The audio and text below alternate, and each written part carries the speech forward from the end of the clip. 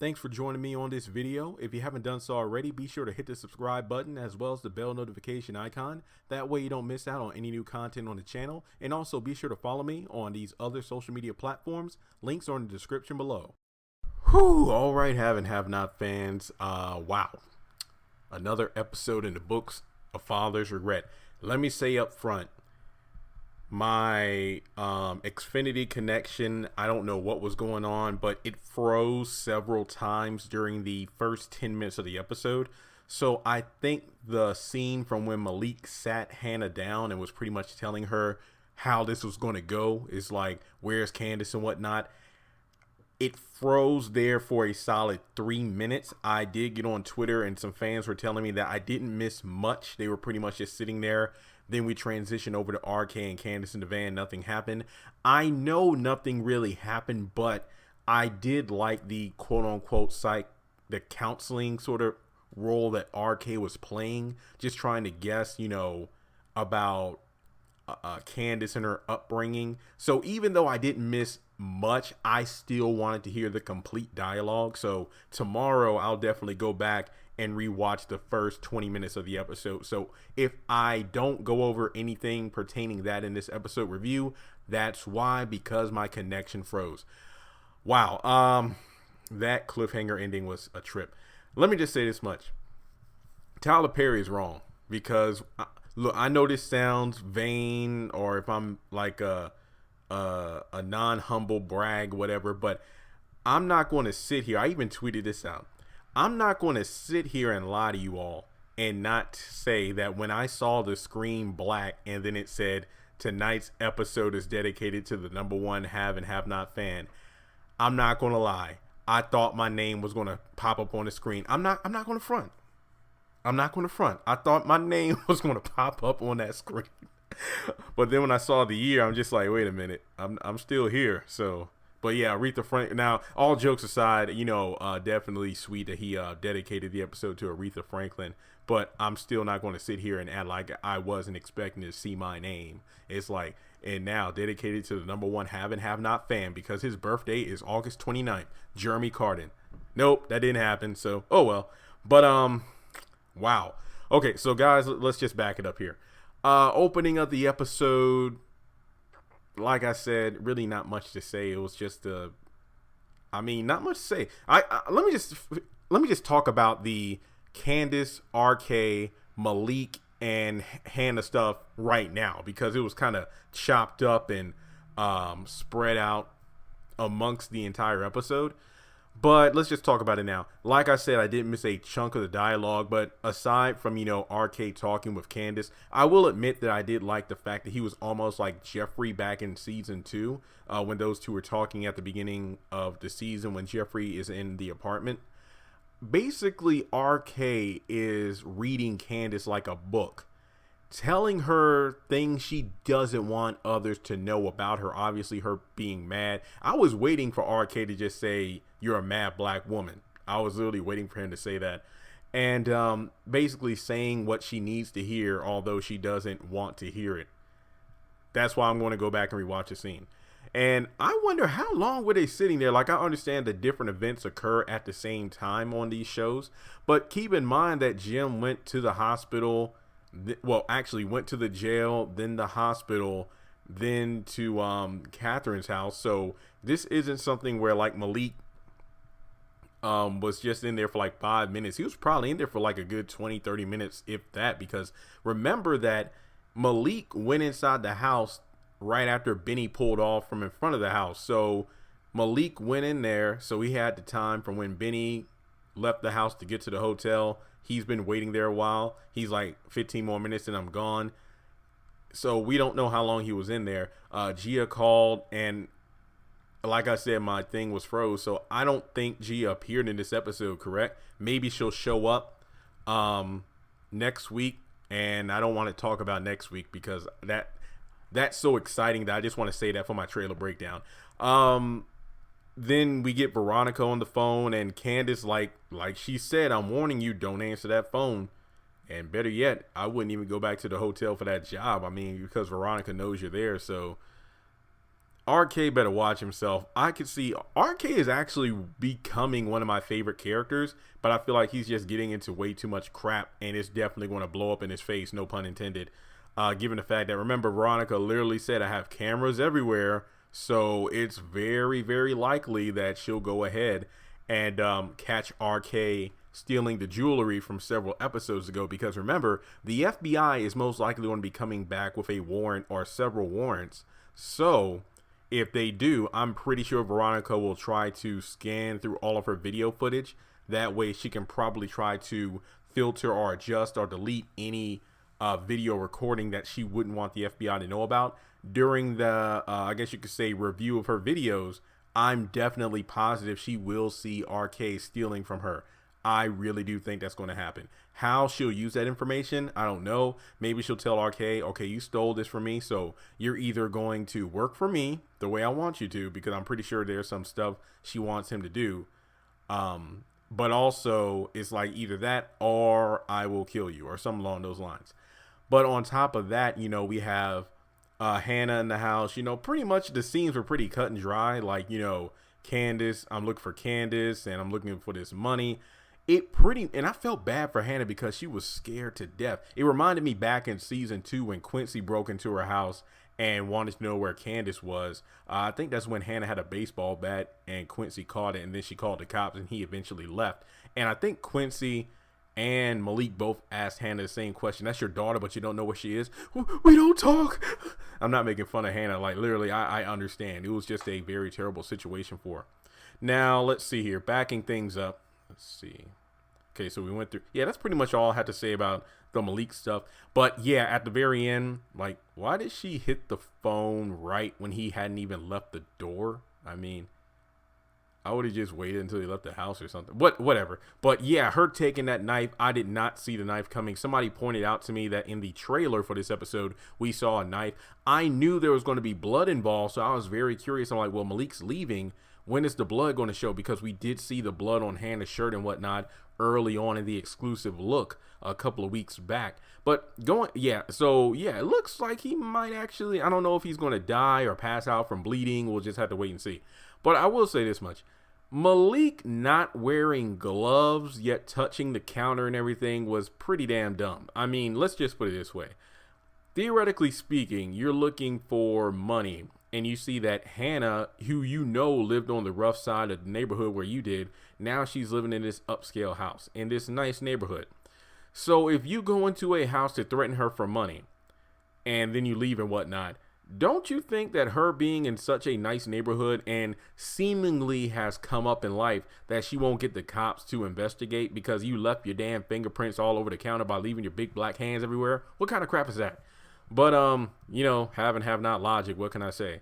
But yeah, very, very surprising cliffhanger.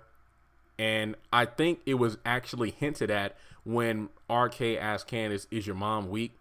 He's like, no, there ain't no such thing as a weak black woman. I believe that's what he said. And I'm just like, I feel like that's foreshadowing for what's going to happen with Hannah. So, with that being said, I will talk more about that in the next trailer breakdown I'll do.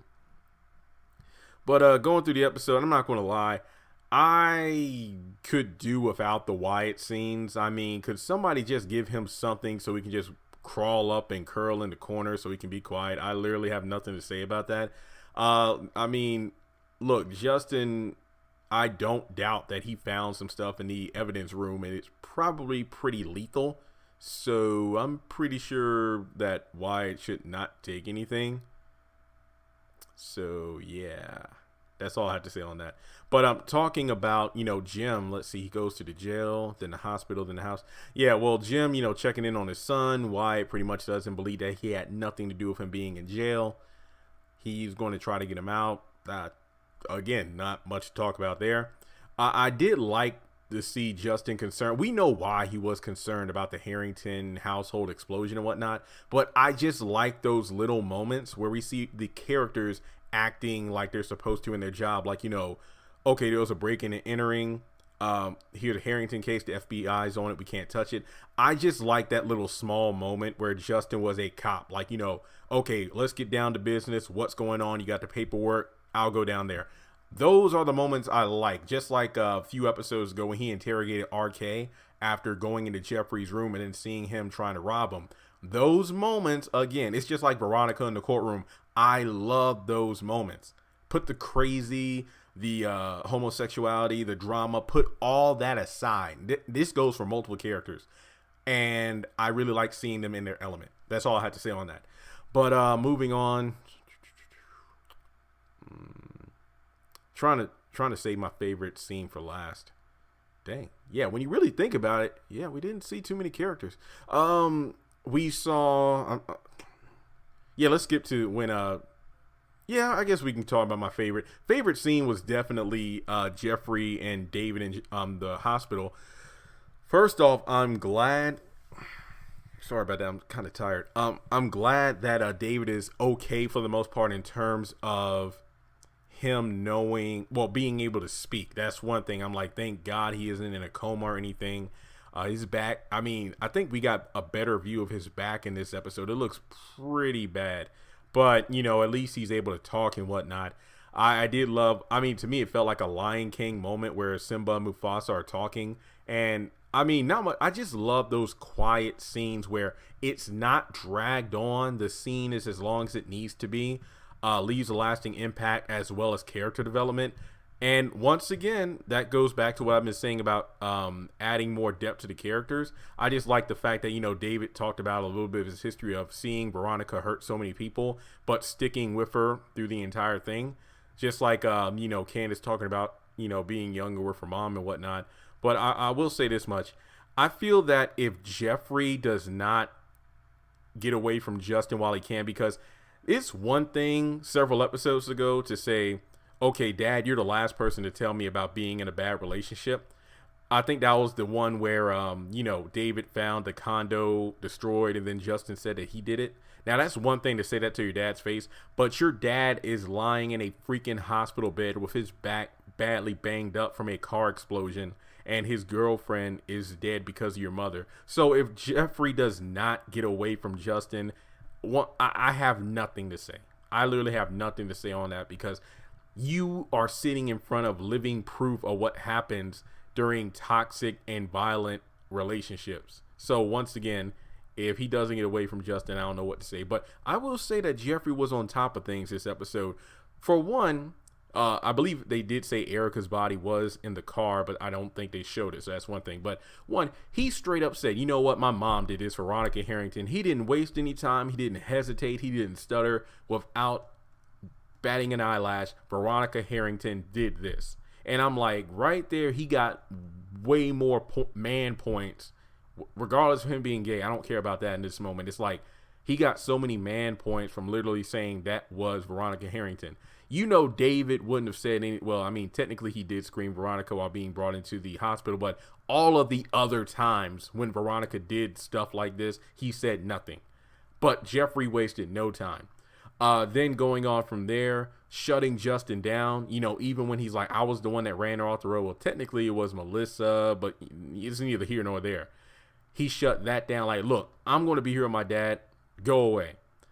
And then, when Jim came, I love the fact that he was like, look, we both know my mom did this. And I'm just like, Jeffrey's on fire tonight. And I did kind of laugh. I'm like, Lord, I hope Justin didn't see Jim giving Jeffrey a hug, or he probably want to kill him next. But then Jim came in there, saying that we'll get even, and then telling Jeffrey to get a guard. So we do see FBI in front of the door. And I do have one last David thing to say. I'll talk about that later. But yeah, so Jeffrey stays there. Jim leaves, goes home, talks to... Oh, so Charles is president. Charles is the president. I still think he's going to die. But Charles is the president. And, I'm not going to lie, man. Catherine Cryer was actually kind of... I don't know why. When she was, like, yelling at Jim about what she's not... Like, look, Wyatt's going to stay in jail. He's going to pay for his crimes and stuff like that. I'm not going to do anything. You don't need me. And then she left. I ain't gonna lie, she was really hot in that scene. I don't know. Maybe it was the aggressiveness and lack of a knife and gun in her hand. But I ain't gonna lie, Catherine, you look pretty good in that scene. Yeah. I love how Jim is literally self-aware that I have no more favors in this town because, as Catherine said, Your name has been shit since you ran for governor. So Jim, once again, self-aware. The Malones, he's on their bad side. Not to mention his son is now in their crossfire as well. But yeah, it's pretty clear that he has no favors. I mean, David is left freaking in a hospital bed. He's out in these streets alone, pretty much like Erica was. Like Candace told Erica, how does it feel to be out in these streets by yourself? It doesn't feel good. All right, so we got that. Then we talked about the ending already. When the FBI came to Veronica's house, I have nothing to say but flat out amazing. I was actually waiting for Veronica to tell the FBI agents to wipe their feet on the mat like she did to the hitman when he came over. Why are you looking around my damn house? And then this woman is like, look over here. I'm beautiful, right? And I'm very horny. That right there, I feel like that just describes it in a nutshell. There is nothing else I have to say about that except for the fact that this woman, even while tipsy, is still able to conduct wordplay with the FBI without slipping up. I have nothing to say about that scene but impressive. That was probably my second favorite scene of the episode. First being the David and Jeffrey moment at the hospital, but then Veronica and the FBI agents. Again, I have nothing else to say on that. Now I'm kind of concerned. If Veronica's calling RK, most likely for some dirty work, I hope it doesn't mean he's going to be taking the fall from the explosions. I don't know. Maybe he's going to try to get rid of evidence. We'll have to wait and see. But let's see. I did say I have one more David thing. Okay, so it looked like everything was good in terms of Jeffrey, but remember there is going to be an upcoming scene where we do have an FBI agent standing out the door. And then it looks like a nurse is rushing into David's room. And then we see Justin and Jeffrey in the waiting room. Jeffrey rushes to the window of the door and screams. It looks like he's saying, no. Oh my God. What if David has like high blood pressure and gets a stroke or something like that because he finds out what happened to Erica? Does this happen because of what occurs next week with Veronica showing up? Like I said, it leads to a scene I've wanted to see, Veronica taunting David. I'm guessing, I hope not. I feel like the speech between David and Jeffrey was heartfelt, but it sounds like the kind of speech that somebody gives a loved one before they die. So I'm not going to lie. I do have a feeling that David might die. Maybe. I'll do a separate video. I'm definitely going to rewatch the episode tomorrow. I'm definitely am. But yeah, I'm going to give this episode, I'm going to give it an 8 out of 10. I might give it a different score. If I do, I'll tell you my trailer breakdown video, but I really need to see the episode again because my internet connection kept flaking on me. But I did enjoy the episode. I think I enjoyed it more than last week. Yeah. But let me know your thoughts in the comment section below. Subscribe if you haven't done so already. And guys, I cannot wait until tomorrow because I turned 27 years old.